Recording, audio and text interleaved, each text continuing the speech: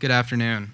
Um, don't worry, I'm a little short-winded, so lunch is coming soon. When I imagine someone who I might consider a radical, I think of someone who shakes things up, who challenges the beliefs of others. A radical is someone who might make people squirm, and they may not be your favorite person to be in public with. If you want examples of Jesus being a radical of his time, I think some of the easiest examples come from just about any of his interactions with the Pharisees. One of these encounters happened in Mark chapter 2, and I'll be starting at verse 13. Once again, Jesus went out beside the lake. A large crowd came to him, and he began to teach them. As he walked along, he saw Levi, son of Alphaeus, sitting at the tax collector's booth. "Follow me," Jesus told him, and Levi got up and followed him. While Jesus was having dinner at Levi's house, many tax collectors and sinners were eating with him and his disciples, for there were many who followed him. When the teachers of the law, who were Pharisees, saw him eating with the sinners and the tax collectors, they asked his disciples, "Why does he eat with tax collectors and sinners?" On hearing this, Jesus said to them, "It is not the healthy who need a doctor, but the sick. I have not come to call the righteous, but sinners." Something I find fascinating about Jesus' response is his display of patience with the Pharisees. Even though they were looking down upon the company that Jesus kept, Jesus still manages to be understanding and go as far to insinuate that they are righteous. I get the feeling that he legitimately cared about the Pharisees, just as he did for all those he came into contact with. I imagine that if I were in Jesus' position, I may have not had the same kind of loving response and would have tried to keep someone of such snarkiness at arm's length. But Jesus always acts out of love. One of the main ways that Jesus ministered was through fellowship. He genuinely cared about people and made a point to be with them. He shared meals with those who were despised amongst his culture and refused to turn someone away just because the society around him did so. I believe that this speaks greatly to the identity from which Jesus acted.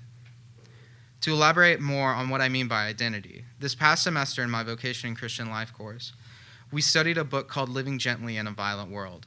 And there was one quote that stuck out to me that said that there was something profoundly human about Jesus.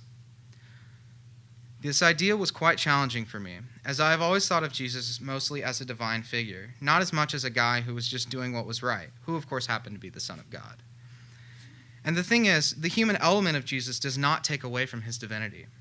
I think it more so demonstrates the heart of a loving God who is willing to walk with us here on earth. Jesus did not use his authority to separate himself from us, but used his understanding of the human experience to create an atmosphere of love that permeated in his midst. He was the full realization of both God and man at once. In the first chapter of James, verses 22 through 25, we are called to live similarly to how Jesus lived. "Do not merely listen to the world, and so deceive yourselves. Do what it says. Anyone who listens to the word, but does not do what it says, is like someone who looks at his face in a mirror, and after looking at himself, goes away and immediately forgets what he looks like. But whoever looks intently into the perfect law that gives freedom, and continues in it, not forgetting what they have heard, but doing it, they will be blessed in what they do." For me personally, sometimes one of my biggest struggles in my spiritual walk is having the knowledge in my mind of what a relationship with God should look like, but struggling to let that make its way into my heart and truly become a part of who I am. But I think Jesus sets a great example of how to remedy this. As it relates to Jesus, James's mirror metaphor applies well.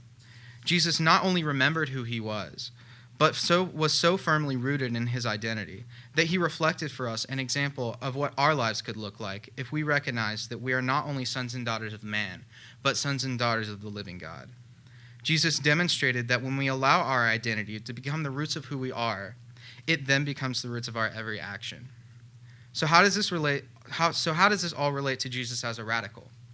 Well, we commonly use the word radical to mean very different from the usual or traditional. But the word originates from two Latin words that essentially mean having or relating to or performing from roots. One of the defining elements of a radical is their strong belief. A true radical is not someone who flies off the handle or acts on impulse. A radical is so rooted in their belief that they live out the very realization of it. And that is what makes them challengers of the status quo. They don't just think, they act. And I pray that as we all look at the life of Jesus, we can take note and allow our identity to be rooted in love, both for God and for those around us. Amen.